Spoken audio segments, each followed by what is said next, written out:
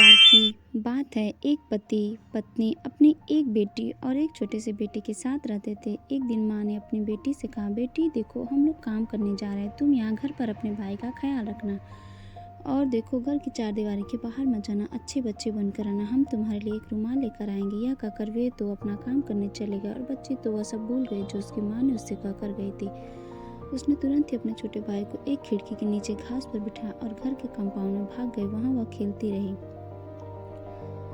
उसको कुछ और याद ही नहीं रहा। इतने में एक हंसनी आई और उसके छोटे भाई को उठाकर ले गई। जब वह लड़की अंदर आई तो उसने देखा कि उसका भाई तो वहाँ नहीं है। वह चिल्ला पड़ी, ओह नहीं, कहाँ गया मेरा भाई। वह बेचारी इधर उधर दौड़ती फिरी पर वह तो उसको कहीं दिखाई नहीं दिया। उसने उसका नाम लेकर जोर जोर से पुकारा भी पर उसका तो कहीं पता ही नहीं था। वह रो पड़ी और रो रो कर कहने लगी कि उसके माता पिता उससे कितना गुस्सा होंगे, पर उसके भाई ने तो कोई जवाब ही नहीं दिया। जवाब तो कोई तब देता जब वहाँ कोई होता। वह तो बेचारा वहाँ था ही नहीं तो वह जवाब कहाँ से देता।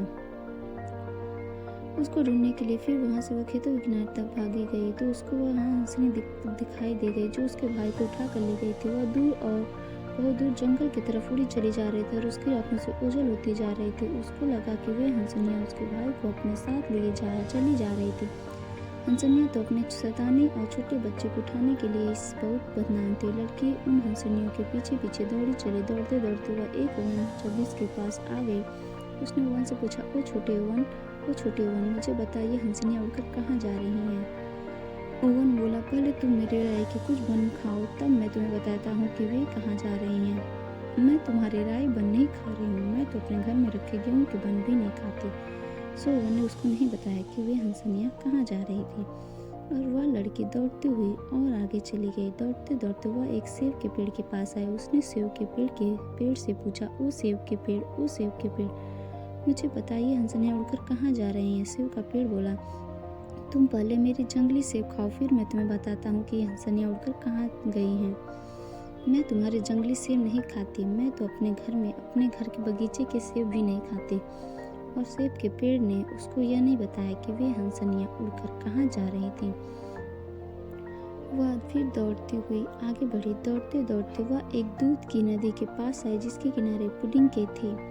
उसने नदी से पूछा, ओ दूध की नदी, ओ पुडिंग के किनारों वाली नदी, मुझे बताइए हंसनियाँ उड़कर कहाँ जा रही हैं। दूध की नदी बोली, पहले तुम दूध के साथ मेरी थोड़ी सी पुडिंग खाओ तब मैं तुम्हें बताती हूँ कि ये हंसनियाँ उड़कर कहाँ जा रही हैं। लड़की बोली, मैं नहीं खाती दूध के साथ तुम्हारी पुडिंग, मैं तो अपने घर की बनी हुई पुडिंग भी नहीं खाती। और दूध की नदी ने भी उसको नहीं बताया कि वे हंसनियाँ उड़कर कहाँ जा रही थी। इस तरह से वह काफ़ी देर तक मैदानों में और जंगलों में भागती रही। इस तरह भागते भागते उसको शाम हो गई। वह यह नहीं जान पाई कि वह हंसनियाँ उड़कर कहाँ गई। इस तरह भागते भागते उसको शाम हो गई। अब वह कुछ नहीं कर सकती थी। सो शाम होने पर उसको घर लौटना पड़ा। जैसे वो घर वापस आने के लिए पलटी तो उसने देखा कि उसके पीछे एक केबिन है जिसमें केवल एक छोटी सी खिड़की है। उस केबिन में एक तो जादूगरनी बैठी हुई थी। बाबा यागा वह वहाँ बैठी बैठी रूई काट रही थी। उसके पास ही चांदी की एक बेंच पर उसका अपना भाई बैठा था जो एक चांदी के सेब से खेल रहा था। सो वह लड़की उस केबिन में भागी गई और उस बुढ़िया से बोली, ओ छोटी बुढ़िया। इससे पहले कि वह लड़की उससे आगे कुछ कहती वह पूछती, हाँ। वह बुढ़िया बोली, ओ लड़की, तुम ऐसे मेरे घर में भागती हुई क्यों आई हो। लड़की बोली, मैं जंगल और दलदल में से होकर भागती चली आ रही हूँ। मेरी पोशाक फटकर तार तार हो गई है। मैं यहाँ थोड़ी सी गर्मी लेने आई हूँ। तुम यहाँ बैठो और लो यह रुई काटो, मैं अभी आती हूँ। यह कहकर बाबा यागा ने उसको एक तकली दी और उसको अकेला छोड़कर वहाँ से चली गई। लड़की उसका सूत काटने लगी। अचानक स्टोव के नीचे से एक चूहा निकला और उसकी तरफ आ गया और बोला, ओ लड़की, मुझे थोड़ा सा दलिया दे और मैं तुझे वह सब बताऊंगा जो तू जानना चाहती है। लड़की ने उसका थोड़ा सा दलिया दे दिया तो वह चूहा बोला, बाबा यागा आग लाने के लिए अपने नहाने वाले कमरे में गई है। वह तुझे भाप में पकाने वाली, फिर वह तुझे ओवन में रखकर भूनेगी और खा लेगी। उसके बाद वह तेरी 2 हड्डियों पर चढ़कर चलेगी।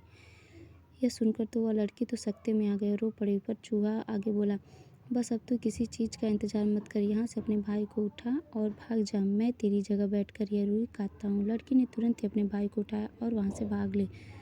जब वह वहाँ से चली गई तो बाबा यागा खिड़की के पास आए और लड़की से पूछा, ओ लड़की, क्या तुम अभी भी सूत काट रही हो। चूहा बोला, ओ बुढ़िया, हाँ मैं अभी भी सूत काट रही हूँ।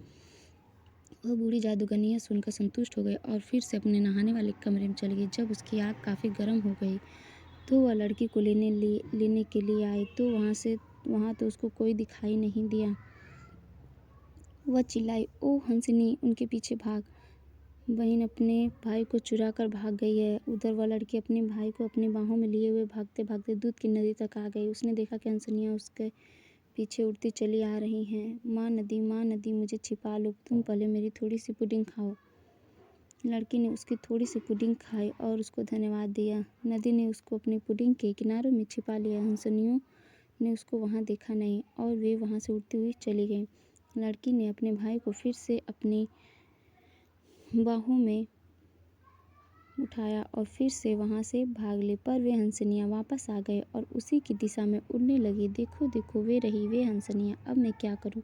तभी उसको सेब का पेड़ दिखाई दिया तो उसको देखकर वह बोली, ओ माँ सेब के पेड़, ओ माँ सेब के पेड़, मुझे छिपा लो। सेब का पेड़ फिर बोला, पहले मेरे थोड़े से सेब खा लो। लड़की ने तुरंत ही उस पेड़ से तोड़कर एक सेब खा लिया और उसे धन्यवाद दिया। पेड़ ने भी तुरंत ही उसको अपनी शाखाओं में छिपा लिया। हंसनियों ने उनको वहाँ नहीं देखा, सो वे वहाँ से आगे उड़ गई। लड़की ने फिर अपने भाई को अपनी बाहों में उठाया, फिर भागना शुरू कर दिया। तब तक वह भागती रही जब तक कि वह बिल्कुल थक नहीं गई। पर हंसनियों ने उसे फिर से देख लिया तो वे फिर से लौट आई। वे उसके ऊपर उड़ने लगी और इस ताक में लगी रहीं कि जब भी उनको मौका मिले तो वह उसके भाई को उससे छीन ले। तभी उसको ओवन दिखाई दे गया। वह बोली, माँ ओवन, मुझे कहीं छिपा लो। ओवन बोला, पहले तुम मेरी राय का बन खाओ। लड़की ने तुरंत ही उसमें से निकाल कर एक बन खा लिया और ओवन को धन्यवाद देकर अपने भाई को लेकर ओवन के अंदर बैठ गई। हंसनियाँ वहाँ उड़ती रहीं और उनको पुकारती रहीं, पर कोई जवाब न मिलने पर फिर नाउम्मीद होकर वहाँ से बाबा यागा के पास चली गईं। उनके जाने के बाद लड़की ने ओवन को एक बार फिर से धन्यवाद दिया और अपने भाई को लेकर अपने घर की तरफ भाग ली। जैसे ही वह घर पहुँची, उसकी कुछ देर बाद ही उसके माता पिता काम से वापस आ गए और उसकी यह लापरवाही दोनों में से किसी को पता नहीं चली। तो दोस्तों, हमें इस कहानी से यही सीख मिलती है कि अपने माता पिता की सारी आज्ञा का पालन अवश्य करें।